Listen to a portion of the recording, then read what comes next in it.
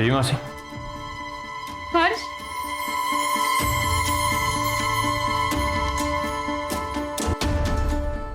ક્યાં હતો?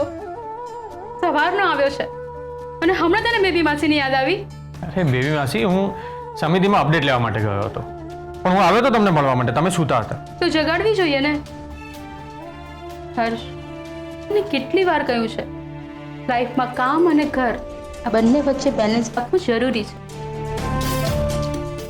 હા બેબી માસી, એટલા માટે તો આવ્યો છું, અને હવેથી ઘર અને કામ બંને બેલેન્સ કરીશ. મારો ડાયો દીકરો. હર્ષ, તને એક વાત કહું, તને જોઈને મારું અડધું ટેન્શન ઉતરી ગયું. પણ બેબી માસી, શેનું ટેન્શન છે તમને? કેસરે કહ્યું કે કાલે ડોક્ટરને પણ બોલાવવા પડ્યા હતા.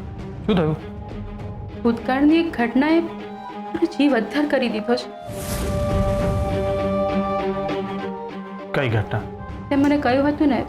બેબી માસી, મળી લીધું તમારા ભાણિયાને? બરાબર ભેટી લીધું ને?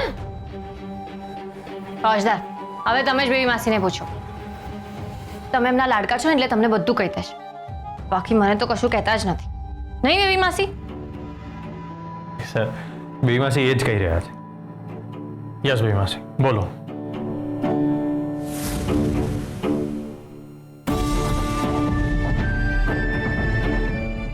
કેસરે એના ડેડી વિરુદ્ધ. બેબી માસી, એક મિનિટ તમે રહેવા દો. ડેડીની વાત હું જ કહું છું. ફોજદાર, એક અગત્યની વાત તમને કહેવાની છે. મેં ડેડીની વિરુદ્ધ શિવગઢ પોલીસ સ્ટેશનમાં ડોમેસ્ટિક વાયલન્સની કમ્પ્લેન રજીસ્ટર કરાવી છે. શું?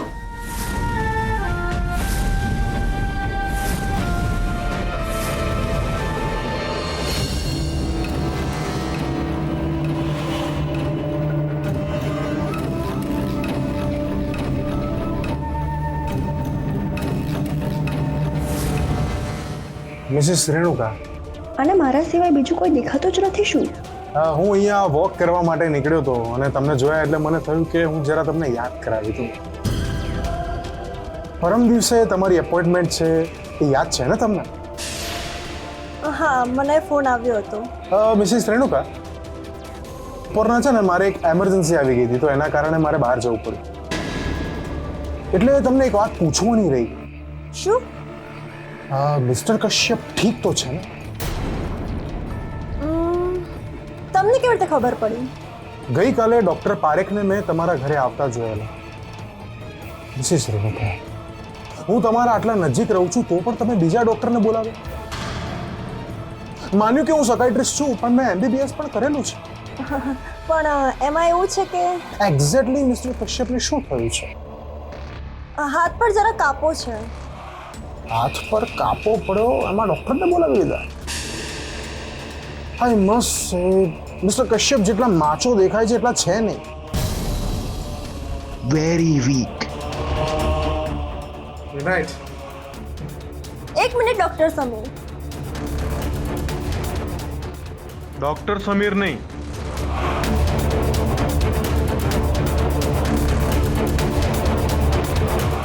સમીર. ઓનલી સમીર. પ્લીઝ. તમે ડોક્ટર પારેખને ઓળખો છો? મિસિસ રેણુકા, એક જ પ્રશ્ન તમે કેટલી વાર પૂછ્યા કરશો? મેં તમને કહ્યું ને કે હું તારા પર વોચ રાખું છું. આઈ મીન તમારા પર વોચ રાખું છું. મળીએ.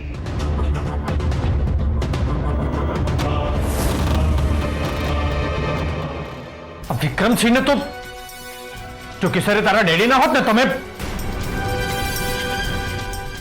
સર આટલું બધું થઈ ગયું ને, તમને કહ્યું કેમ નહીં? કેવી રીતે કહેતી? હા, જ્યારે પણ હું તમને ફોન કરું તમારો ફોન બિઝી આવે અથવા તો નેટવર્કની બહાર હોય, અને જો ફોન ભૂલી ચૂકે લાગી પણ જાય તો તમે ઉપાડો નહીં. અને આ વાત કઈ આમ 2 મિનિટમાં કહી દેવા જેટલી નાની વાત હતી. હા, તો એક મેસેજ છોડી દેવાય ને. મેસેજ?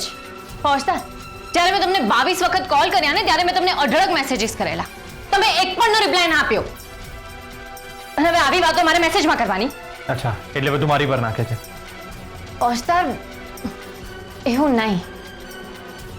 જો મને ખબર હોય છે કે તમારું કામ મહત્વનું છે અને તમે બિઝી હોવ છો, એટલે મેં ડિસાઈડ કર્યું હતું કે જ્યારે તમે પાછા આવી જશો ને ત્યારે શાંતિથી તમને વાત કરી. મેં માને પણ એ જ કહ્યું હતું.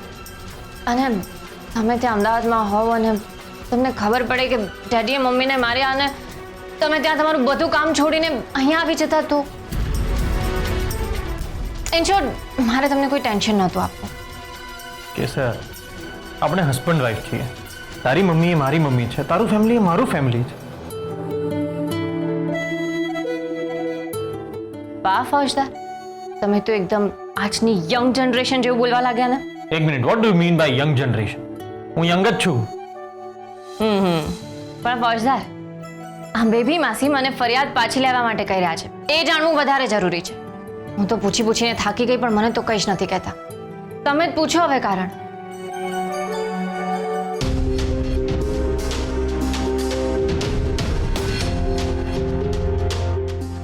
બેબી માસી બોલો, તમે કેસરને કેમ ફરિયાદ પાછી લેવાનું કહો છો? હર્ષ, તને ખબર છે ને, હું કારણ વગર કોઈને જબરજસ્તી નથી કરતી. હા તો બેબી માસી કારણ શું છે એ કહો. મારી સામે ના જોશો, કહો એમને. તો મકરાઈને સાની બોલે છે? હા,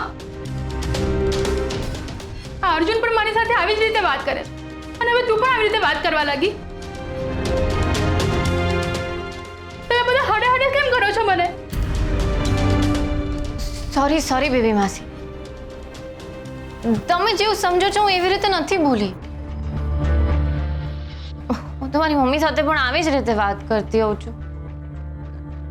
સોરી, મને નહોતી ખબર કે તમે આમ હર્ટ થઈ જશો. એટલે જ મને હર્ષની બહુ જ યાદ આવતી હતી. મેં એને બહુ જ મિસ કરતી હતી.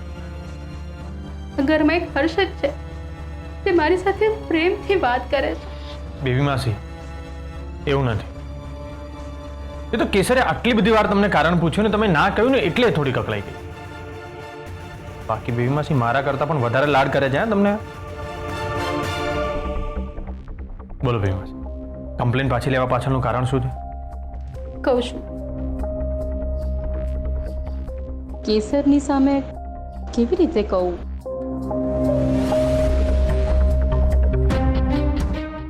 એનું કારણ એ છે કે તમારા બંને સોરી બેબી માસી, જરાક અર્જન્ટ છે, હું આવું.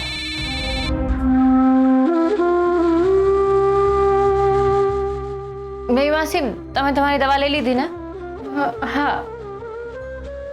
કેસર, આ ગોળીના કારણે મારા મોઢામાં કડવાશ આવી ગઈ છે. જરા મને એક ગ્લાસ લીંબુ શરબત બનાવી આપીશ? હા. બીજું કંઈ તો નથી થતું ને? ના. સારું, હું હમણાં લાવી.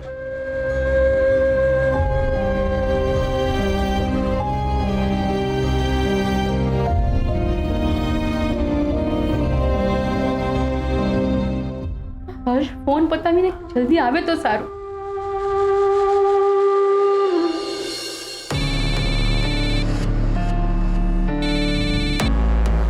હેલો.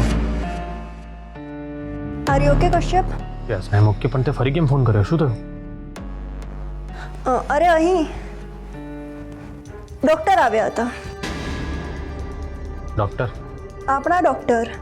અચ્છા, આપણા ડૉક્ટર. અચ્છા, શું કહેતા હતા અને કેમ આવ્યા હતા? તારી તબિયત તો ઠીક છે ને? All okay? હા, મારી તબિયત ઠીક છે.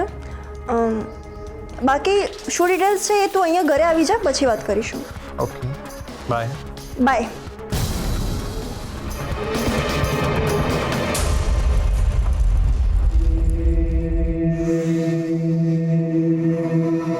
हाँ बॉस, वो कहीं बाहर गए हैं. उसकी वाइफ से बात कर रहा था. Okay boss.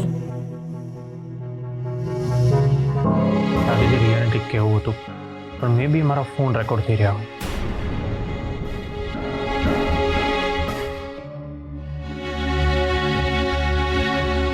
By mister Kashyap, થોડા દિવસ આરામ કરો. હર્ષ,